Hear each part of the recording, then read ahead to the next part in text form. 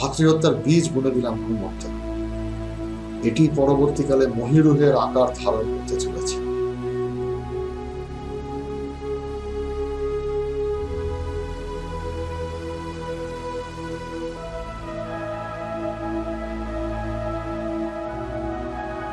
সুগ্রীব তার বড়দার মৃতদেহ বহন করে ভেতরে গেছেন রাজত্ব দাবি করতে। হনুমন্ত গেছেন খাদ্য অন্বেষণে।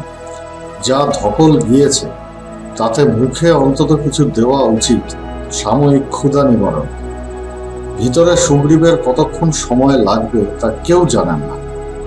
যেসব মানুষগুলি ধারে কাছে অজ্ঞান হয়ে পড়েছিল তারাও ঘুম ভেঙে উঠে অবাক হয়ে মাথা চুলকোতে চুলকোতে চলে গিয়েছেন নিজেদের ডেরায়। আপাতত বীরভদ্র ও লক্ষণ দুই ভাই একান্ত। এবারে বলতো দাদা, কান্নবকে মারলি কেন? এটা পুরো রাজনীতিবিদের, কিন্তু এছাড়া উপায় ছিল না। কান্নব স্বাধীন চেতা রাজা, কারোর বসে আসার লোক ছিল না। এ বেঁচে থাকলে কোনো বিষয়তেও নিশ্চিত সহায়তা করতো তো নাই, উল্টে বাগড়া দিয়ে বসতে হয়তো। মৃত্যু ছিল ওর একমাত্র গন্তব্যস্থল। ভেবে দেখ আমাদের লক্ষ্যটা কি? রাক্ষস জয়, রাবণের পরিসমাপ্তি, আমাদের পৈতৃক রাজ্য উদ্ধার। কোনোটাই কিন্তু সহজ কার্য নয়। মুখে বললাম আর হয়ে গেল, বিষয়টা কিন্তু এত সহজ নয়। বর্তমানে এই অঞ্চলের প্রতিটি গন্ধর্ব রাজ্যে রাক্ষস অভিযান শুরু হয়ে গিয়েছে, বিভিন্ন অছিলায়। আশ্রমে থাকাকালীন আমরা এই সংবাদগুলি পেতাম, মনে পড়ে?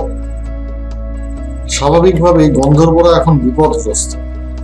এই অবস্থায় গন্ধর্বদের কাছ থেকে সাহায্য প্রাপ্তি অসম্ভব। করদ রাজ্যগুলি এখন কোনো মতে টিকে আছে। এই অবস্থায় কেউ চাইবে না রাক্ষসদের সঙ্গে প্রত্যক্ষ সংঘর্ষ। আবার উল্টো দিকে দেবতাদের সঙ্গে মহাযুদ্ধের পর দানবরা এখন সংখ্যালঘু সম্প্রদায়। তাদের প্রজাতি যেটুকুনি পড়ে আছে তার একটা বড় অংশ কিন্তু রাক্ষসদের সঙ্গে হাত মিলিয়েছে, আর একটা ছোট অংশ দেবতাদের ছত্রছায়া। যে কয়টি মুক্ত পরিবেশে আছে তাদের গতিবিধি, অবস্থান বা বাসস্থান কিন্তু এখনো অজ্ঞাত। যে কোনো প্রকার লোকবসতি এড়িয়ে চলে তারা। এদেরকে প্রত্যক্ষ সংগ্রামে অংশগ্রহণ করানো অসম্ভব। তাহলে পড়ে রইল কারা, যাদের নিয়ে যুদ্ধযাত্রা সম্ভব? মানব গোষ্ঠী। এদের নিজেদের জাতির যথেষ্ট সংখ্যা বৃদ্ধি ঘটেছে।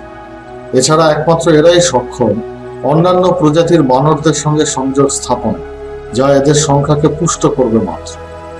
এরাই একমাত্র প্রজাতি যাদের সহযোগিতায় রাবণের বিরুদ্ধে যুদ্ধযাত্রা সম্ভব।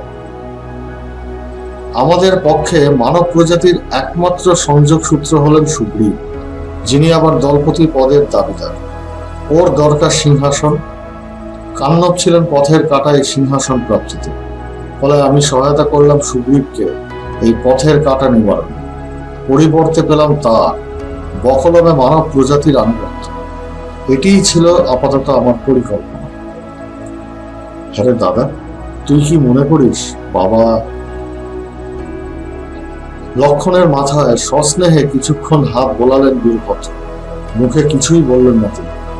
মাথা নিচু করে বসে রইলেন লক্ষণ। একটু পরেই সুগ্রীব সপার্ষদ এলেন বীরভদ্র ও লক্ষণকে সাদরে ভেতরে নিয়ে যাওয়ার জন্য। স্বল্পায় প্রবেশ করলেন বীরভদ্র। রাজসভায় তখন আর তিল ধারণের জায়গা নেই। ছোট বড় মাঝারি উচ্চ নিচ সব ধরনের রাক্ষস এসে গুটি গুটি ভিড় জমিয়েছে সেখানে। প্রত্যেকেরই কানে এসেছে এই পরাজয়ের কথা। দেবতাদের সঙ্গে যুদ্ধে বিজয় লাভের পর কোনো যুদ্ধেই আর তারা পরাজয় স্বীকার করেন। সত্যি কথা বলতে কি, যুদ্ধ সেরকম করতেই হয়নি। রাক্ষস আসছে শুধু এই গুজবই ছিল যে কোনো প্রতিপক্ষের জন্য যথেষ্ট। সত্যিই তো, দেবতারা ছাড়া এখন তাদের সামনে প্রতিপক্ষই বা কে আছে দাঁড়ানোর মতো? কিন্তু এই প্রথম বেশ লম্বা সময় পরে রাক্ষসদের পরাজয় ঘটল সম্মুখ যুদ্ধে। বেশ বড় একটি অভিযান দলের পরাজয় ঘটল রণক্ষেত্রে। প্রত্যেকেই এজন্য ভিড় করে এসেছে ব্যাপারটা কি হলো তা জানতে। ওই তো মহারাজ রাবণ বসে আছেন সিংহাসনে, শরীরটাকে একটু পেছনে হেলান দিয়ে। মাথায় ডান হাতের দুটো আঙ্গুল ঠেকিয়ে কিছু একটা চিন্তা করছেন তিনি অন্য মনস্কের মতো। এদিকে সবার মাঝখানে নাকে পট্টি জড়িয়ে অঝরে কাঁদছেন এক মহিলা। চাপ চাপ রক্ত লেগে রয়েছে এখনো পট্টিতে। কে ইনি? তার মানে তোমরা বোঝাতে চাও? এবার উঠে বসতে বসতে জিজ্ঞাসা করলেন রমন। তোমরা বলতে চাও যে মুষ্টিমেয় কিছু দেবতা ও কিছু শিক্ষানবিশ গন্ধর্ব মিলে হারিয়ে দিয়েছে আমাদের পুরো এক তেজানি সৈন্যতন্ত্র, তাই তো? উপস্থিত উচ্চ পদস্থ আধিকারিকরা সকলেই ঘাড় নাড়লেন নিশ্চুপ। রুদ্র সেন, এক তেজানি সেনাদল বলতে কতজনের সেনাদল?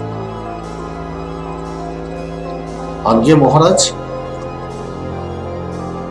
যতদূর আমার মনে পড়ছে এক তেজানি সেনাদল বলতে বোঝায় 5টি অন্তরিক্ষ যান, 150টি জঙ্গি উড়নযান, 15টি শক্তিশাল এবং 1500 অধিক আলোক পত্রিকা, যারা ভূমির থেকে অনেকটা উপরে বা ভূমির সমতলে উঠতেও পারবে, আবার দরকারে ভূমিতে নেমে সাধারণ পদাতিকদের মতো লড়াই করতে পারবে, তাই তো? না কিছু ভুল বলে ফেললাম? না মহারাজ, একেবারে সঠিক ও নির্ভুল তথ্য, কোনো ভুল নেই। আর তারপরেও এই বিশাল সৈন্যবাহিনী হেরে যায় মুষ্টিমেয় কিছু গন্ধর্ব ও দেবতাদের হাতে। এই অভিযানে বিনষ্ট হয় আমাদের প্রায় 95% আলোক পত্রিকা, অন্তত 8টি শক্তিশাল, 108টি জঙ্গি যুদ্ধযান। আর হ্যাঁ, শত্রুদের হাতে মারা পড়ে আমার বহুদিনের বিশ্বস্ত উত্তর পূর্বাঞ্চলের সর্বোচ্চ অধিনায়ক কিরমির, যার মৃত্যুর জন্য দায়ী কে? একটি বানর। এখন যাদেরকে মানুষ বলে ডাকা হচ্ছে। ভরা দিবালকে নাক কাটা হচ্ছে সেনাধিপতির ঔরসজাত কন্যা। এসবের পেছনে রয়েছে একদল দেবতা, যারা লুকিয়েছিল জঙ্গলে অথবা পর্বতের পাদদেশে এক বিস্তীর্ণ অঞ্চলে, যাদের কোনো খোঁজ পাওয়া যায়নি এতদিন ধরে। আর কিছু গন্ধর্ব, যারা এখন কাঠের তলোয়ার চালাতে পারছে মাত্র। আর একটি বানর অথবা একটি মানুষ, যাই বলো না কেন এদেরকে, এরা সবাই মিলে হারিয়ে দিয়েছে আমার বহু গৌরব গাথা সম্পন্ন রাক্ষস বাহিনীকে, তাই তো? আজ্ঞে হ্যাঁ মহারাজ। অভিযানের দ্বিতীয় সর্বোচ্চ সৈন্যপত্তে কে ছিল? তাকে অবিলম্বে এখানে ডাকা হোক।